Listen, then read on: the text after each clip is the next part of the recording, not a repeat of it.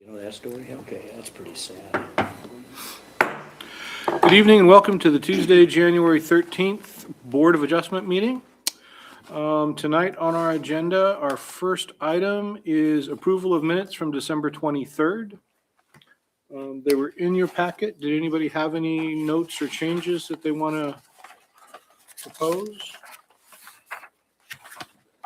They might not have been in the packet. Are they in the packet? Yes. Oh, they're there. No. Somebody want to make a motion for us? I so move. Um, Accept the minutes Very good. of the January 13th meeting, 2026. December 23rd meeting? Excuse me, yeah. Got the wrong front page. Okay. All right. It's been moved. Is there further discussion? Seconded. We'll start roll call for that side. You first? Do we need to second it? Huh? Oh, you want a second? Yeah. Sorry. Yes. She seconded it. second. Now you can go ahead and vote on it. Yeah. Yes. Aye. Aye. All right. Abstain. Aye. Very good. Motion carries. The second item on the agenda is 15 minutes for the members of the public to speak to the board on any matter that is not on the agenda nor currently pending. If you'd like to avail yourself of the opportunity, please rise to the microphone, state your name and address, and try to keep your remarks to 3 minutes. Going once, going twice. All right, the meat of the hearing is the public hearing for a proposal for a conditional use permit at 1132 White Avenue, application LUP 25035. And you're up.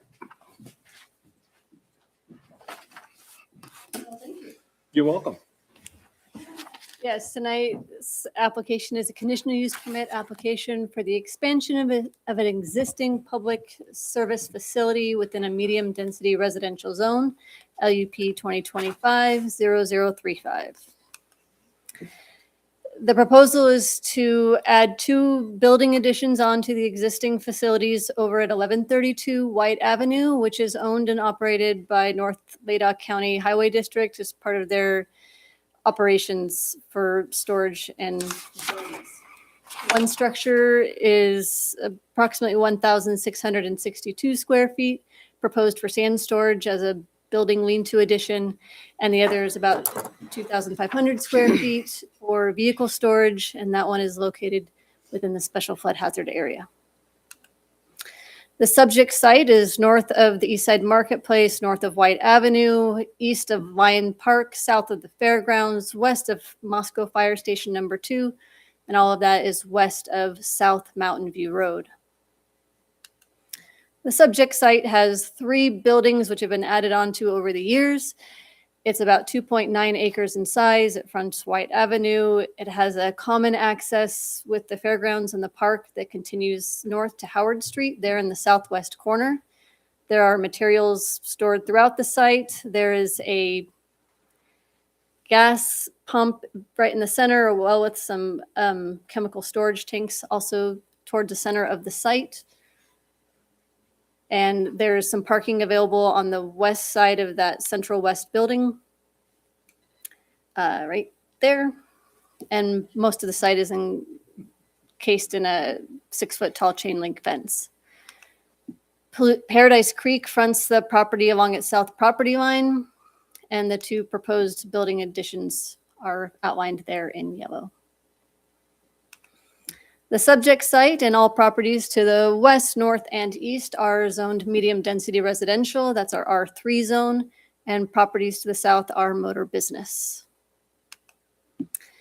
The proposal is to amend a previous conditional use permits for the public service and utility facility at this site to provide additional storage. It is a street maintenance storage facility, which is necessary for cities. It's a necessary city or service, and it's conditionally permitted in the R3 zone. North Latah County Highway District acquired the site in 1952. We don't have a lot of records of how they used the site until they got their first special use permit in 1986. Since that time, they've obtained 2 more conditional use permits, one in 1991, 2 in 1994, and those were for building additions, very similar to the one you see tonight.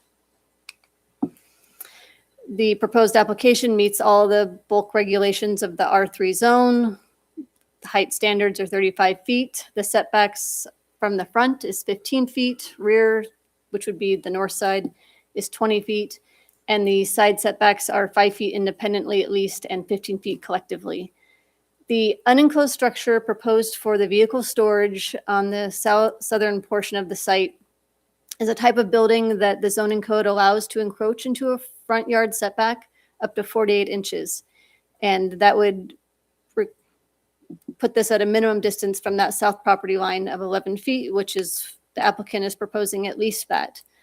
And so those are both shown. All of the other setbacks are very, very easily met. This site plan shows the proposed buildings with our special flood hazard area overlay. The lighter color is the 100-year floodplain, which denotes areas that are subject to a 1% chance of flooding in any given year. The sand storage area is outside of that area to the west, and the vehicle storage building is within that 100-year floodplain area, plus touching in its southeast corner the designated floodway. And floodways are demarcated by FEMA, and they're the channel or the river or water course and any adjacent land that is necessary to carry the main flow of floodwater during a flood event. And they're important for maintaining area to not increase flood level elevations during an event. Both proposed structures will be subject to our normal building permits. The southern structure, the one that's in the special flood hazard area and touching the floodway, will be subject to additional review. It will require a floodplain development permit, and this will require proof of elevations, a certificate by a certified engineer that shows that it won't impact flood levels, and the other requirements for flood-proofing building materials and construction standards.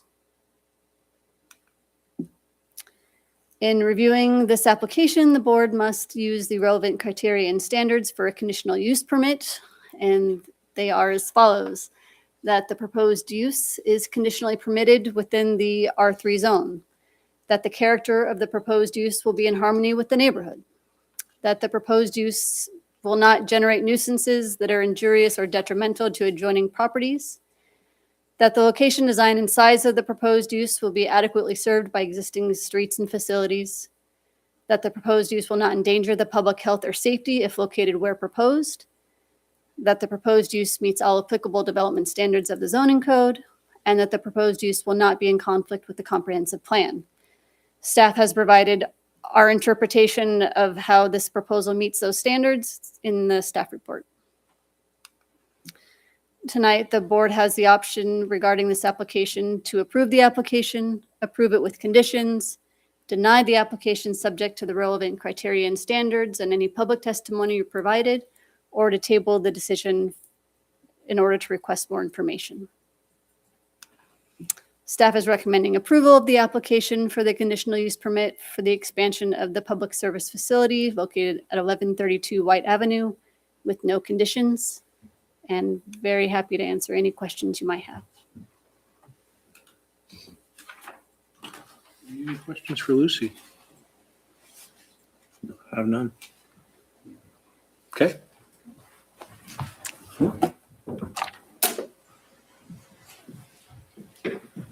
Would the applicant like to say anything?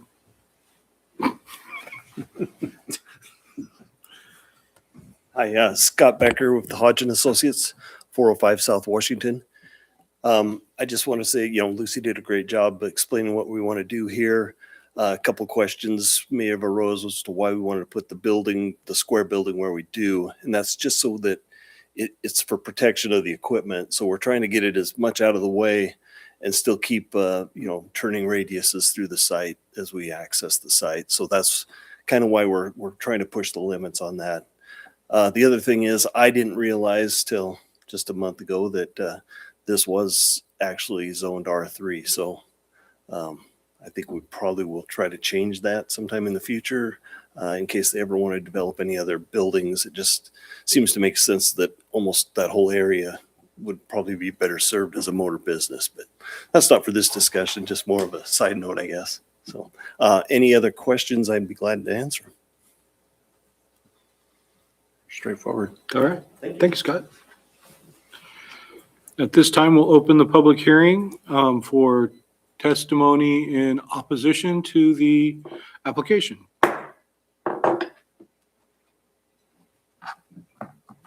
Is there testimony in favor of the application? Is there testimony of a general nature, neither in favor nor opposed to the application? Hearing none, I will close the public hearing. Looks good to me. Yep, Marshall. Yeah, looks pretty straightforward to me. Plans, everything looks good, and you guys could use the buildings. And Yeah. Yeah. Good utilization of the property. so, can I ask a question real quick? Absolutely. So, Charlie, do you remember how long that facility has been there? Before you were born? Well, if it's been there since 1952, then yes, that's before I was born. But I don't ever remember not being there. And I moved here in 1968. Just curious. Always been there for me, too. Well, you ready for a motion? I think I can. I'd move approval of the conditional use permit without conditions and ask staff to prepare for us a reasoned statement of relevant criteria and standards and have it for our next set meeting. Second? It's been moved and seconded. Any discussion? We'll start at your end this time. Aye. Aye. Aye. Aye. Aye. Motion carries. Congratulations. Thank you very much. Sorry to bring you out. At least it was a nice night. Now I know how old you are, Charlie. Oh, yeah. All right. So our next board meeting is scheduled for 5:30 on the 20th, which is next Tuesday. Here, upstairs. Okay. That's all I got. Anybody have anything for the good of the order? We're adjourned.